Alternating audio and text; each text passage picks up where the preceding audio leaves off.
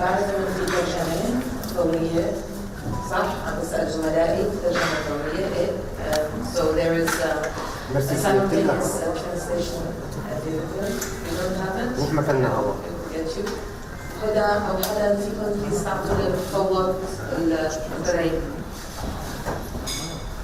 عنا حوالي 35 دقيقة. رح نعطي الكلمة بالأول لدكتور باسل رئيس لجنة الحوار اللبناني الفلسطيني وممثل الدولة اللطيفة للاجئين الفلسطينيين بلغا في هذه اللجنة أولا، ومن ثم لا هيك بدك تضلك تمرق، بدك تأذينا كل شوي تمرق. بداية طبعا بدي شكر لسعادة المفوض العام باسمي وباسم الموفمبيك. بنأكد على استمرار التعاون والدعم مع المفوض العام كما حصل في السنوات الماضية، كمان التحديات القادمة اللي نعتقد انه الوكالة واجهت وستواجه الكثير من التحديات، ولكن هذا التعاون القائم اولا في اطار تفعيل الاستشارية لتعزيز عملية التعاون بين المنهجين والدول المضيفة والوكالة. ثانيا بوضع مسار واضح محدد بين الدول المضيفة والوكالة. مجموعة التحديات تتعلق بوكالة الأونروا ولبنان كدول مضيفة أصبحت معروفة عملتين.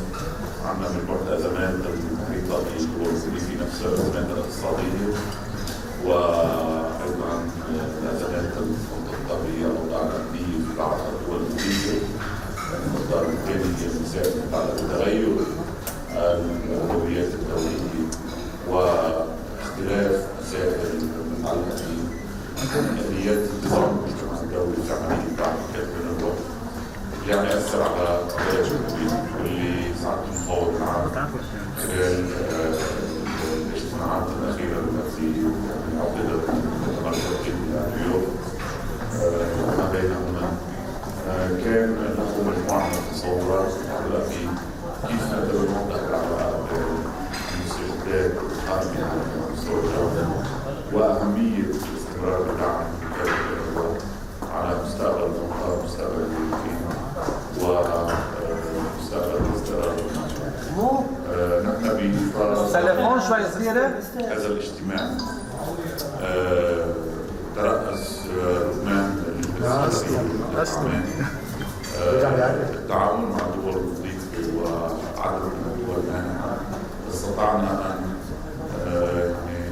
نخلق منصة من اللجنة الاستشارية نكون فيها على هذه الصفحة نحن والمفوض العام الوكالة في البحث في تحديد ماهية التحديات، الانعكاسات السياسية والتطورات الحاصلة حاليا، انعكاسات على القضية الفلسطينية والانتلاجية.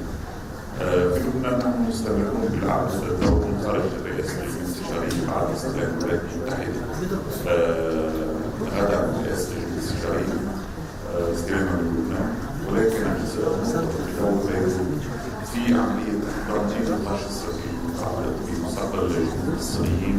نحن مستمرين في هذا الدور المفوض العام.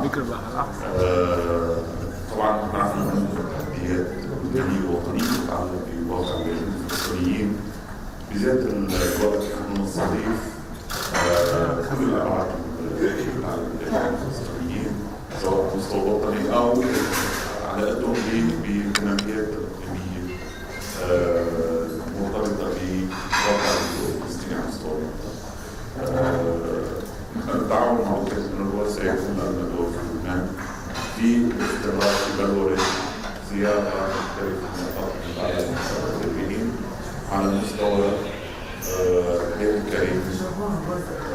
خلق فرصة لعودة قضية الفلسطينيين والأولوية المجتمع الدولي، وخلق آثار عبر استراتيجيات ولاستخدام المعلومات تبيان إظهار رأس المال البشري اللي بيتمتع فيه الفلسطينيين على مستوى هاي العوامل الرئيسية. طبعا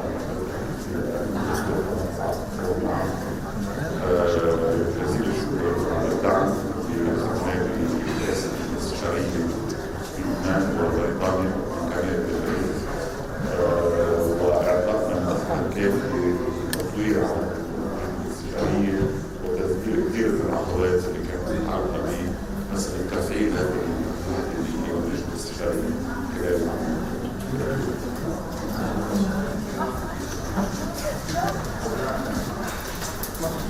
Good afternoon. It's a pleasure again for me to be here. During the last press conference we had a year ago, we had also the advisory committee.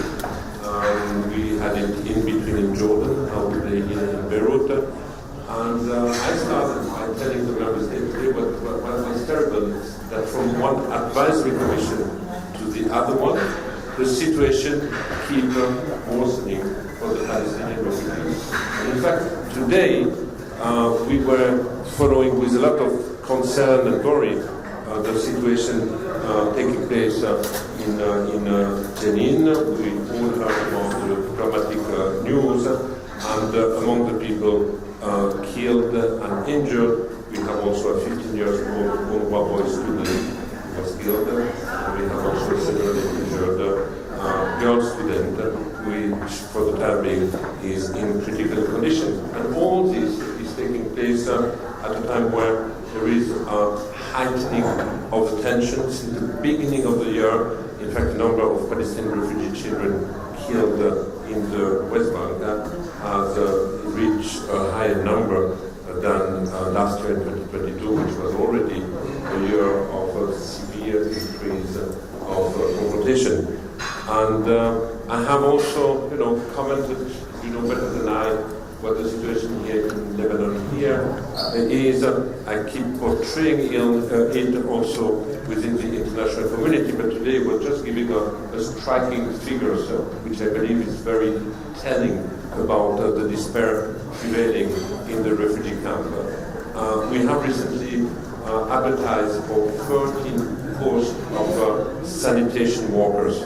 Sanitation workers basically are the people who are doing garbage management in the camp. Guess the number of applications we received. We received 37,000 applications. Among the applications, a lot of people having university degrees. This shows how little avenue Palestinian refugees do have here when it comes to job opportunities. Now, having said that, and I think Dr. Bassam also indicated, we had recently a pledging conference in New York, and I know you keep hearing and associating UNRWA with a financial crisis. I mean, it's become almost a broken record for all of us. But I keep also saying, don't take as granted the ability of UNRWA to muddle through. I mean, the crisis we are confronted with is a serious crisis. Sooner or later, with our ability to deliver services will be coming to an end. In fact, we are locked into what I would describe an unbearable statu quo. And what do I mean by statu quo? We have to try to reconcile the mandate, which is renewed every 3 years, of the organization, and the expectation that we deliver public-like services to one of the most destitute communities in the region, being the Palestinian refugees. Besides that, we have needs which have increased, costs have increased, at a time the resources have stagnated.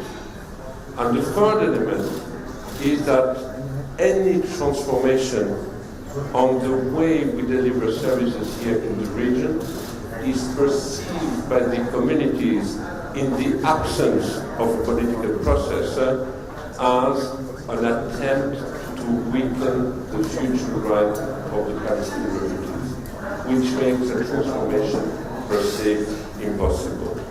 Now, over the last 2 or 3 years, we have tried few avenues to promote the sustainability of the agency.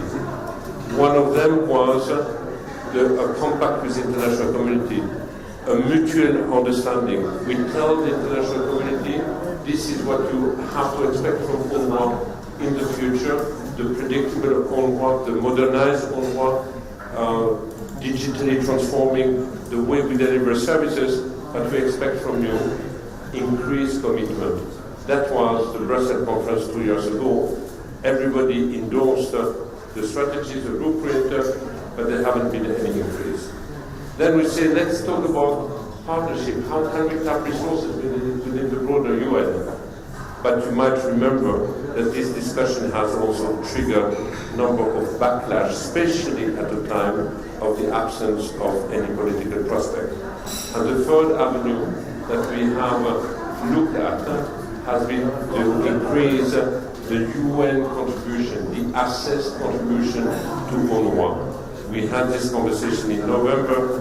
Member States agreed to increase a little bit the budget and their contribution to the agency, maybe 15 million for this year and 15 million for the next year, which falls short from the $150 to $200 million shortfall we register every year. So none of this avenue has been a game changer.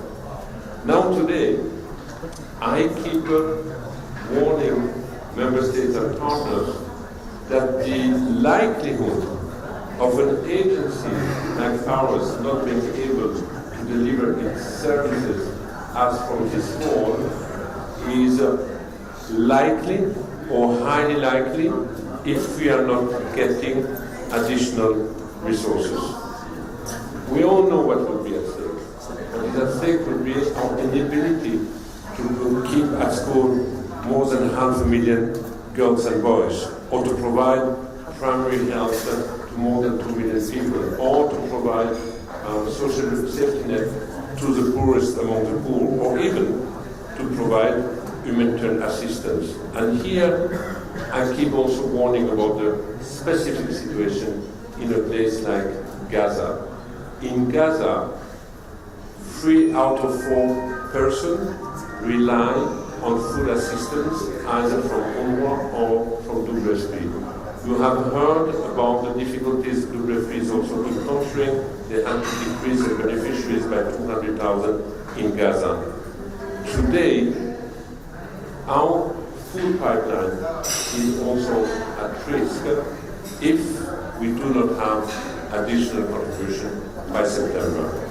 And that would be terrible because it would also coincide with a broader financial crisis the agency is confronted with. So, to make it short, today I had 3 asks with the member of the advisory commission, which I also shared when I met the member of the General Assembly in New York. The first one is the short term. In the financial shortfall, we are seeking to keep our operation running between now and the end of the year, $300 million. That includes program budget and emergency appeal. That means we need $200 million to keep all our core activities, education, health, social protection, safety net, to end the year. And in addition of that, we need $75 million for the food pipeline in Gaza to prevent a breakdown as from September.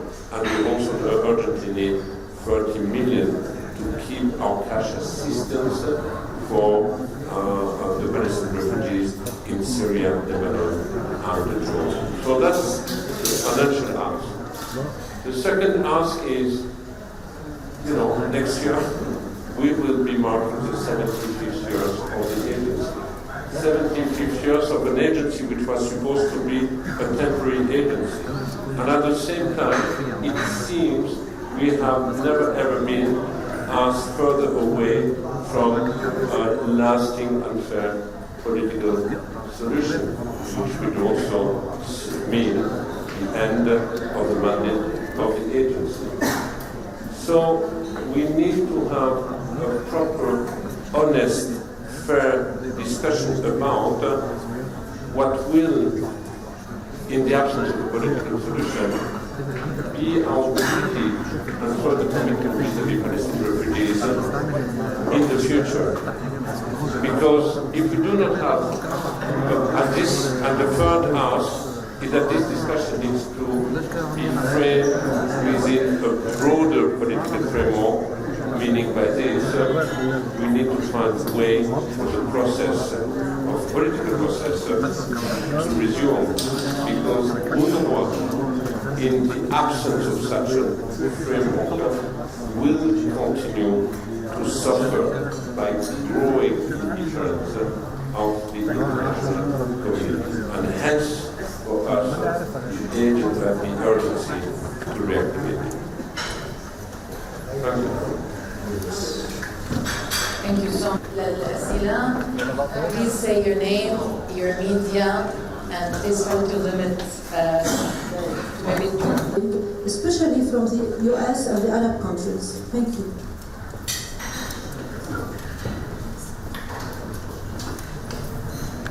for answers. Perfect.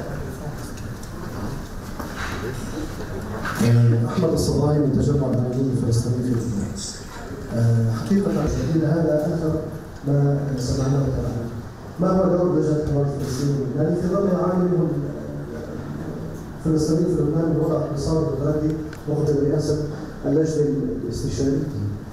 هل هناك تخوفات خصوصا ان الولايات المتحدة الأمريكية لديها دائما يعني أجندة تجاه ذلك؟ وشكرا.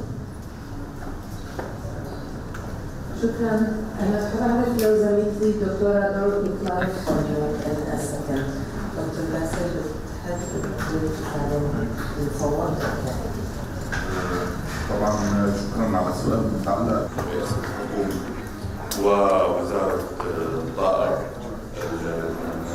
عندنا عدد من الاجتماعات مع شركة الكهرباء لأجل وضع آلية للجبال من المخيمات. طبعا وكالة الأونروا أعلنت أكثر من مرة أنها غير مسؤولة عن تقديم نفقات الكهرباء وفواتير الكهرباء على اللاجئين الفلسطينيين تجاه الدولة اللبنانية، ولكن نحن توصلنا إلى حل.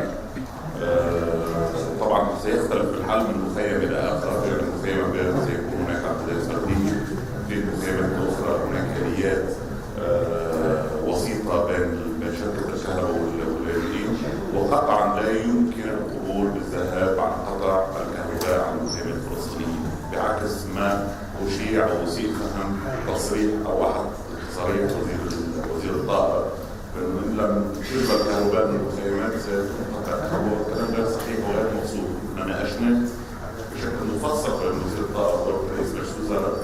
هذا القرار لا يمكن توصله إلى مكان في حال عدم الجبور الجبائي كل المخيمات الفلسطينية سينقطع الكهرباء بشكل جماعي. هذا غير صحيح. الآن توصلنا إلى آليات محددة ستظهر خلال الأسابيع الجاية حول آليات الجبائي من المخيمات، وهذا سيكون بداية لتحسين علاء الدولي في المخيمات من ناحية الخدمات العامة، العلاء بين الخدمات العامة والمخيمات الفلسطينية. وبتعرفوا المسألة شائكة تحتاج إلى حلول مبتكرة وتحتاج إلى معمقة من كل مؤسسات الدولة. قد يكون موضوع الكهرباء هو بداية لأجل يعني خلق مسارات جديدة. فيما يتصل بموضوع النفايات طبعا عندنا مديرة وكالة الدراسية ولجنة الحوار والبلدية. نحن في عندنا نوع من النقاش الثلاثي حول المسألة. وكالة الأونروا عندها وجهة نظر المسألة مع تحفير، البلدية عندها وجهة نظر كمان مع تحفير. نوصل إلى مكان نلاقي طريقة لوقف الهدف فيما يتصل بعملية النقطة الثانية الجانب الفلسطيني كمان والأونروا في جزء كبير من النفايات وتحديدا عن بعض الأماكن سوق صبرا وكثير يعني مش فلسطينيين اللي يعملوا نقول يعني تغطية النقاط العالمية في البلديين عن مواطنين غير فلسطينيين، وبالتالي هي كمان إشكالية ثالثة الوضع محدد التعاون مع البلديين. احنا معنا بعد شوية فرصة في الموفنبيك البلديين التواصل الالتزام يصير الرئيس عندهم التواصل على اتفاقيات. شكرا دكتور باسل. دكتور did you want to add? Has already mentioned, upon request of the Prime Minister, we have formed a technical committee to look into the supply and coverage of costs for electricity. We've had several meetings now signaled very positive steps forward on the issue of the garbage collection, which has now come up agreed that within the coming 4 weeks we will look into ways of formalizing what has been an informal. Yeah, thank you. Maybe one or two general comments on the funding and why things have changed. I have to say, and I keep saying this, member state donors are not anymore as predictable and reliable as they used to be. And if I look at the financial crisis we are confronted with, I believe it started more or less 10 years ago, a little bit more. At the time, the Israel-Palestinian conflict started to be deprioritized, at the time of new regional political dynamic, global dynamic, and then you had also in a number of countries growing indifference or competing emergencies to deal with. All this has taken place at a time. The region was hit by multiple crises, needs, costs have increased, but resources have stagnated, and which made the tension as becoming year after year after year more unbearable to deal with. Now, I am looking more and more with deep concern outcome of election in some of our donor countries.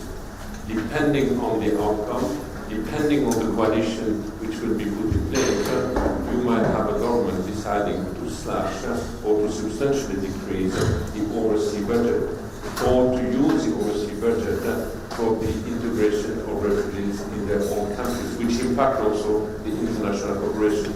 We have seen it now few times over the last few years. We might also see, after the experience of the previous US administration, that there could be political consideration leading an important donor to put an end to the contribution to the agency. This has happened now in the past, and I would not say that this will not happen anymore in the future. So we are evolving in a more and more unpredictable environment. Now, when it comes to the Abraham Accord, I don't see any contribution to the contribution to be part of the Abraham Accord and to continue to support the agency. We have just seen over the last few years two trends. One of the trends was the contribution of the region has hit in 2021 record low in terms of contribution. But the other good news is there is an engagement and re-engagement with a number of the countries of the region. And you might have heard the latest during the donor conference in New York that the UAE has now announced a contribution of $1 million, 10 million this year, 10 million next year. On the specific answer of the chairmanship of the ADCOM, I'm very glad that we have now, we will, after the very excellent chairmanship of Lebanon supported by the UK, we will have now the US, Egypt, and Switzerland, and Ireland. Is growing in the coming year. As you know, the actual chairmanship is for 1 year, and this will lead us to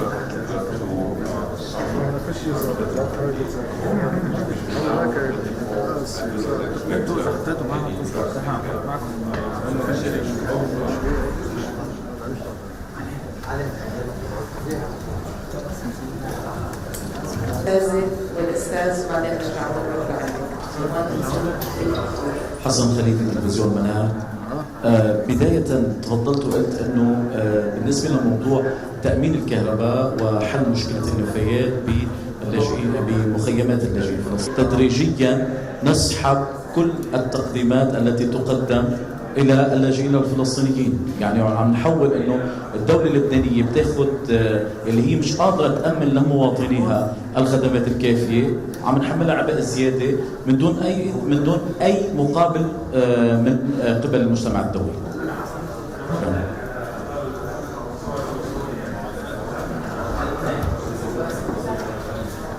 خليني أنا بالبداية بس النقاش متعلق بتأمين دور اللاجئين. النقاش مش هو الوجود الفلسطينيين، في نقاش حول مسألة علاقة خدمات الدولة كبديل عن الأونروا خصوصا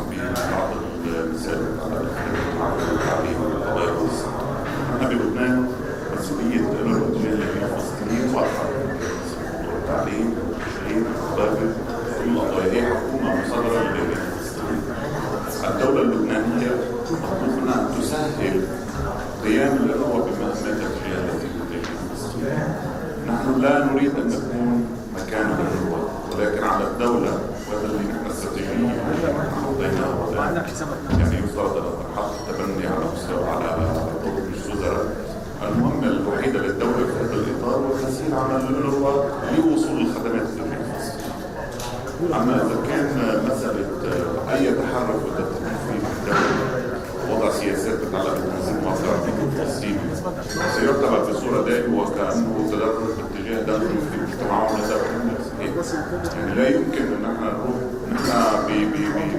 بالشراكة مع الأونروا نقوم بزيارات دورية للمحكمة الفلسطينية أرقام تتعلق بواقع الحياة والمعيشة اللاجئين الفلسطينيين من عدد التفاصيل.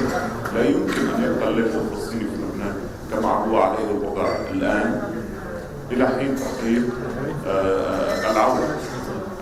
ومسألة العودة بما هي موضوع ثقافي ووطني وغير مرتبط بتقديم خدمات البديهية للفلسطينيين.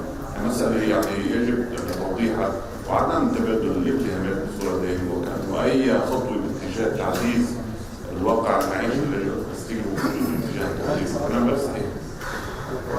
هذا بما يتعلق